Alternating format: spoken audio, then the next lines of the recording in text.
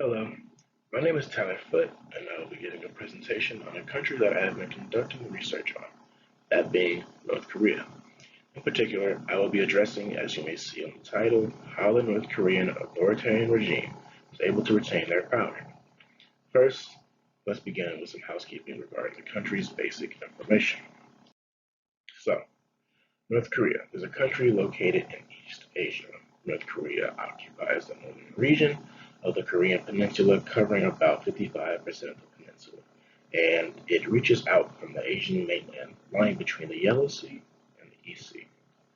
The capital city of North Korea is Pyongyang, and the official language is Korean, with about three or four different dialects. In terms of population, North Korea currently has a population of about 25.6 million people, which is not too big, with a global average of 30 million. Moving on, talk about some historical background. So historically, in 1910, Japan annexed the peninsula due to its occupation of a country years prior during the Russo-Japanese War. This ultimately led to Japan's colonial rule for about 35 years, where the country was actually modernized and introduced to industrialization instead of just agriculture. Many Koreans suffered due to the harsh Japan militarized regime, such as killings, kidnapping, and unfortunately, sexual violence. After World War II, Japan was defeated in 1945, and the peninsula was divided by the Soviet Union and the United States. The northern peninsula was handed over to the Soviet Union, where they appointed Kim Il-sung as the communist leader, who became the first premier of the Democratic People's Republic of Korea. Following the separation and creation of North and South Korea, both nations wanted to claim the peninsula, which eventually led to the Korean War. Finally, ending with both sides. This finally ended with both sides signing the armistice in the Korean War in about 1953. This divided the country with a 3 mile wide demilitarized zone. All right, moving on. Why North Korea will remain an authoritarian regime? North Korea only has one ruling party, which is the WPK, the Workers' Party of Korea. With this, there are two minor political parties called the Chondoist Chonga Party and the Korean Social Democratic Party. However, something that is very interesting about both of these parties is that they're actually both legally bound to the WPK. The nation is currently under the direct rule of Kim Jong-un. The family has ruled over North Korea for now about three generations, showing this persistence of control in the authoritarian government. The North Korean regime uses specific authoritarian methods to maintain control of its elites and the public sphere, and has adjusted to the oncomings of the internet and grander methods of communication. So, what are these types of authoritarian communication or methods that the North Korea uses to maintain control of its elites and public? So, the three key methods of maintaining control are co-optation, legitimation, and repression. Along with this, there is also the manipulation of communication, which may be the most vital for North Korea. All right, so let's begin with co-optation. Co-optation, like the general meaning, is to elect into a body by the votes of the existing members. So what does this mean for North Korea? So this is when North Korea takes control of institutions such as legislature, political parties, elections, and any form of social semi-democratic parties. By doing this, the government ensures that the elites who are more knowledgeable about political theories don't break any ties with the one party in rule, aka the WPK. Controlling the elites creates less stress for Kim Jong-un, and by appointing officials that he trusts to operate the control of the locals, Kim Jong-un and higher officials can focus more on international issues, such as the nuclear tensions with the United States. Next, we have legitimation. Legitimation is the idea of creating this positive image of the authoritarian government in an attempt to sort of validate the regime itself. and shaping it into a legitimate reason. So North Korea uses legitimation in the form of TV ads, billboards, just anything really where the average local citizen will be able to look at on a daily basis. Um, Also, it is very vital to know that legitimation takes the form of censorship, as North Korea drowns out the noise coming from outside of his nation to kill any bit of this, curiosity that day-to-day citizens might have. This censorship allows the government to control what the locals see, what they hear, what happens on television, what they're allowed to search on the internet. And even like certain movies and streaming entertainment are prohibited. By doing this, North Korea creates these zombies of people with knowledge only to the extent of the government's wishes.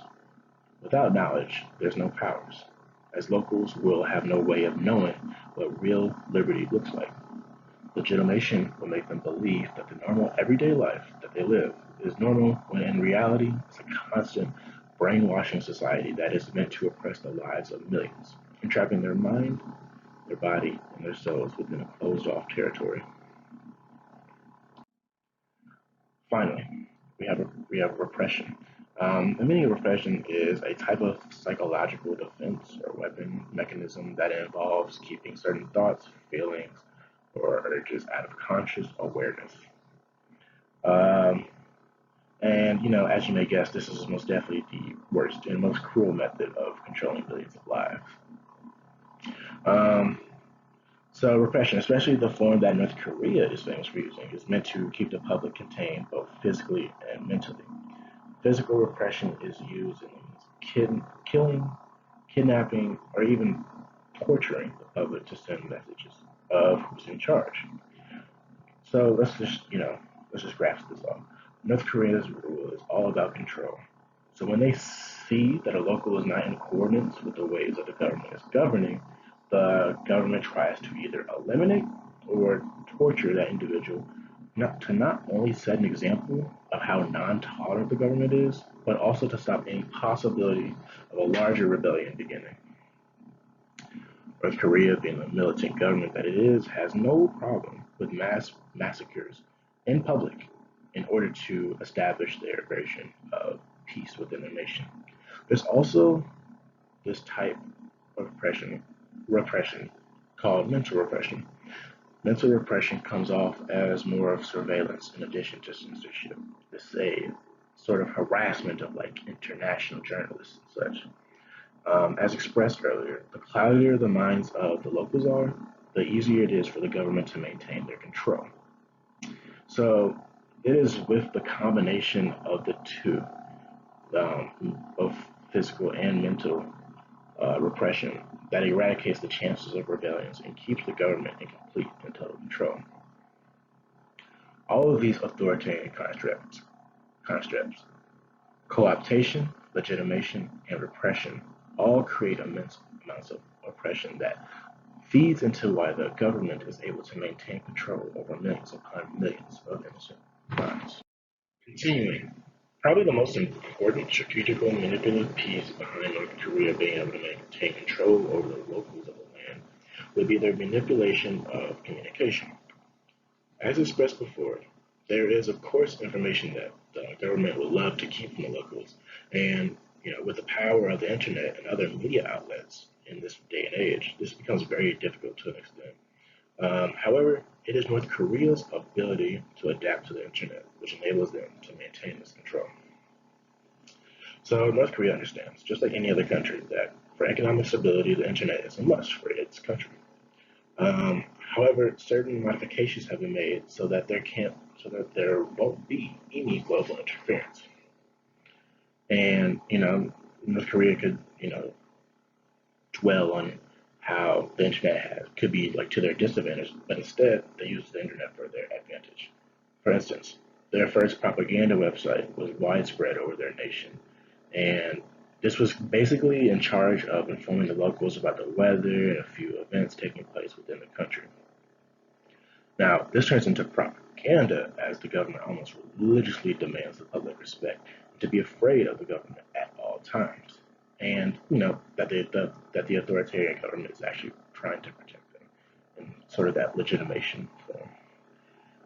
Other forms of manipulation come from things such as radio broadcasts. North Korea is even taking it as far as manipulation with the way teachers are allowed to teach. Within their education system, teachers are obviously restricted with information that they're allowed to teach, and different economic classes are awarded different levels of education. More often than not, education is only provided to the youth of higher officials in the form of this private institution, and these individuals, these youth are taught from appropriate ages how to work within the government, and it's pretty seldom for those of lower economic class to be able to acquire an education, and even when they are able to, they are taught just general things, but most importantly, how to respect their government. So the problem here is this not only creates a broad difference between economic classes, but this also creates separate communication among classes where there are those with knowledge about the world outside the walls and those without. This, whichever way you want to look at it, establishes an indefinite separation of knowledge. Alright. To conclude, the North Korean government, ran by Kim Jong-un, establishes control not only with the use of specific authoritarian tactics, but also with the constant manipulation of institutions, with the adaptation to the vast ways of communication in this day and era. By doing so, this allows the government to oppress its citizens enough to create this sphere of fear, doubt, and confusion, which ultimately will turn the locals into unknowledgeable zombies for the government. Taking the knowledge and choice away, the government is able to push its own ideas, and this, in a matter of time, becomes the only thing that citizens grow up to learn, making it seemingly impossible for an uprising, defeating their character before it can even take its own shape.